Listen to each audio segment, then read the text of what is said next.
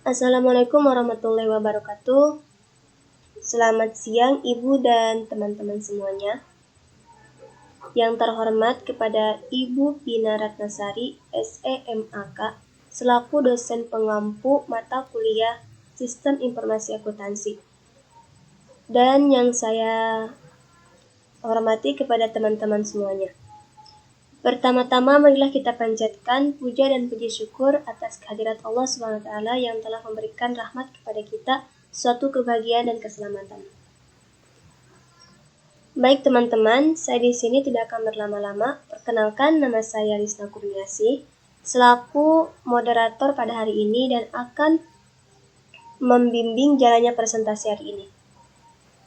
Dan tentunya saya di sini tidak sendiri, saya bersama dua rekan teman saya yaitu Desma Ramadan dan Tara Pramudita Liani.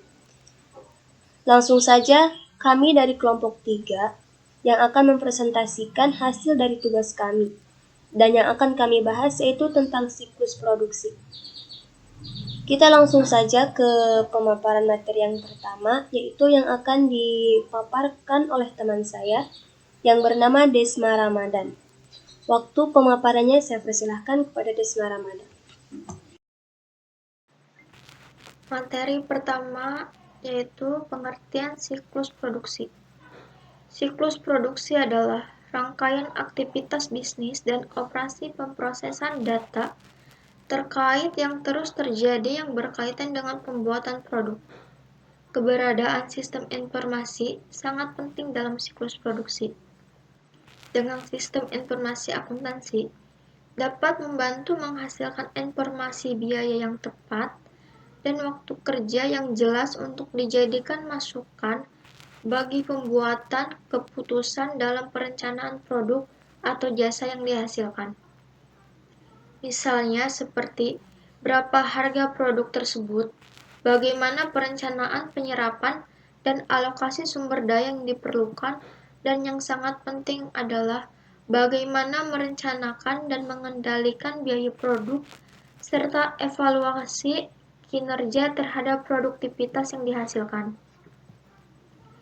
Materi selanjutnya yaitu peran penting SIA dalam siklus produksi. Yang pertama tentang baruan produk. Baruan produk yaitu proses kegiatan dalam menentukan produk apa yang ingin diproduksi. Yang kedua, penetapan harga produk, yaitu suatu proses kegiatan dalam menentukan berapa HPP sampai produk selesai dibuat.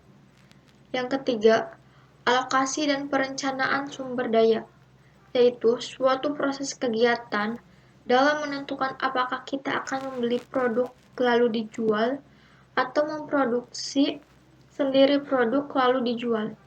Dan yang terakhir, manajemen biaya, yaitu suatu proses kegiatan dalam merencanakan atau mengalokasikan biaya-biaya yang timbul. Selanjutnya yaitu aktivitas siklus produksi.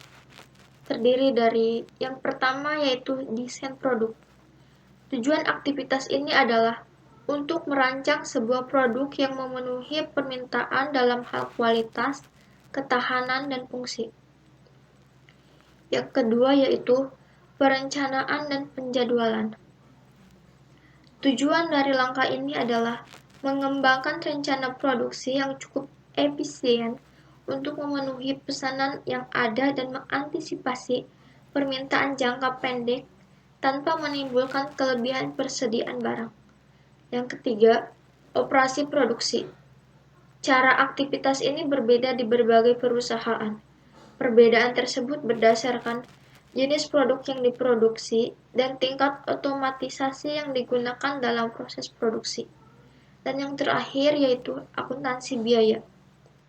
Tujuan dari kegiatan ini adalah untuk memberikan informasi, memberikan data biaya yang akurat, serta mengumpulkan dan memproses informasi. Jenis dalam sistem akuntansi biaya meliputi perhitungan biaya pesanan dan perhitungan biaya proses. Sekian dari saya.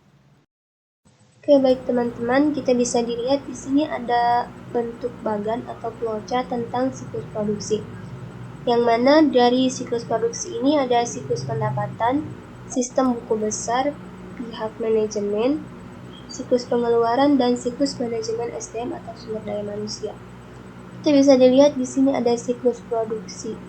Yang pertama, siklus pendapatan. Siklus pendapatan ini akan memberikan suatu informasi tentang produk apa saja yang akan dipesan dan begitu pun sebaliknya. Selanjutnya ada ramalan penjualan. Ramalan penjualan ini atau disebut sebagai kuantitas yang nantinya akan digunakan oleh bagian produksi untuk menyusun rencana produksi dan jumlah persediaan.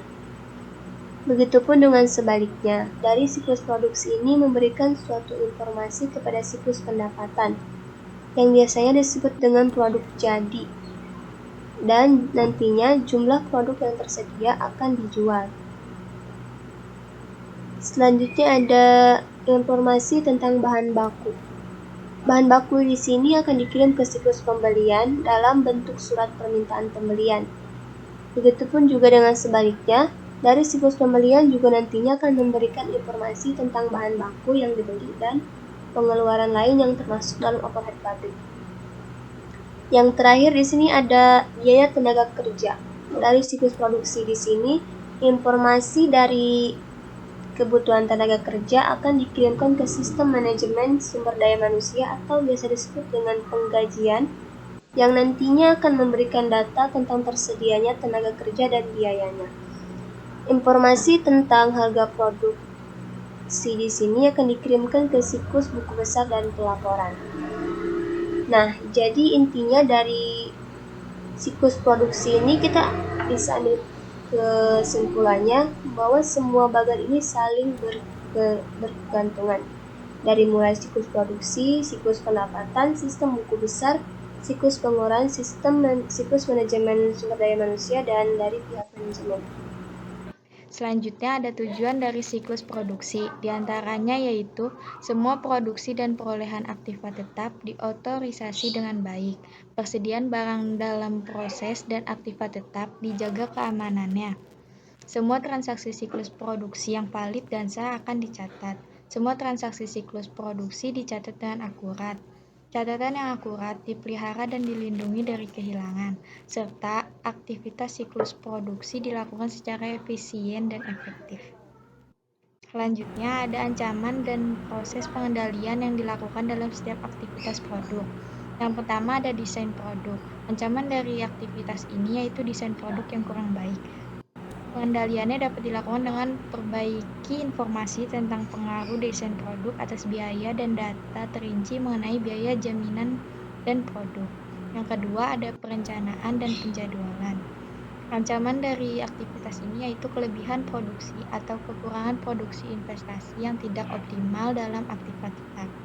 Prosedur pengendaliannya dapat dilakukan dengan sistem perencanaan produksi yang lebih baik, tinjau dan setujui perolehan aktiva tetap, serta pengendalian anggaran. Yang ketiga ada aktivitas operasi produksi. Ancamannya yaitu pencurian dan perusakan persediaan dan aktiva tetap. Prosedur yang dapat dilakukan yaitu batasi akses fisik ke persediaan dan aktiva tetap, dokumentasikan semua perpindahan persediaan sepanjang proses produksi, identifikasi semua aktiva tetap, serta dokumentasi yang memadai dan tinjau semua transaksi yang melibatkan pembuangan aktiva tetap. Yang keempat ada akuntansi biaya. Ancaman dari aktivitas ini yaitu kesalahan pencatatan dan memasukkan data yang mengakibatkan data biaya yang tidak akurat. Proses pengendaliannya yaitu dengan pengendalian edit entry data, penggunaan pemindahan kode garis jika memungkinkan, serta rekonsiliasi jumlah yang tercatat dengan perhitungan fisik secara periodik. Yang terakhir ada ancaman umum. Ancaman ini biasanya yaitu hilangnya data dan kinerja yang kurang baik. Prosedur yang dapat mengendalikan yaitu buat cadangan dan perencanaan pemulihan dari bencana, batasi akses ke data biaya, serta pelaporan yang lebih baik dan tepat waktu. Nah, jadi itu teman-teman dari pembahasan kelompok kami tentang siklus produksi. Dari mulai dari pemaparan materi yang pertama, yang kedua, dan yang terakhir. Jadi kita dapat ambil kesimpulannya bahwa intinya di setiap bagian dalam sebuah sistem tidak akan pernah lepas dari bagian-bagian yang lain. Mereka itu saling berhubungan dan saling memerlukan bantuan antara satu dan yang lainnya. Seperti contoh dari bagian dari slide 4, yaitu tentang flowchart siklus produksi. Sudah terlihat bahwa bagian produksi sangatlah memerlukan sekali bagian-bagian lainnya dalam menyelesaikan tugas ataupun dalam pekerjaan lainnya. Oleh karena itu, tanpa adanya bagian-bagian yang lain, suatu sistem ini tidak akan berjalan dengan lancar dan tidak akan terselesaikan dengan baik. Demikianlah beberapa hal yang bisa saya sampaikan pada kesempatan hari ini. Saya dan kedua teman saya, Desma Ramadan dan Tara Pramuditaliani, mohon maaf yang sebesar-besarnya apabila ada tutur kata maupun tindakan yang kurang berkenan bagi ibu sekalian. Dengan ini, presentasi hari ini saya tutup. Saya Lisa Kurniasi. Wassalamualaikum warahmatullahi wabarakatuh.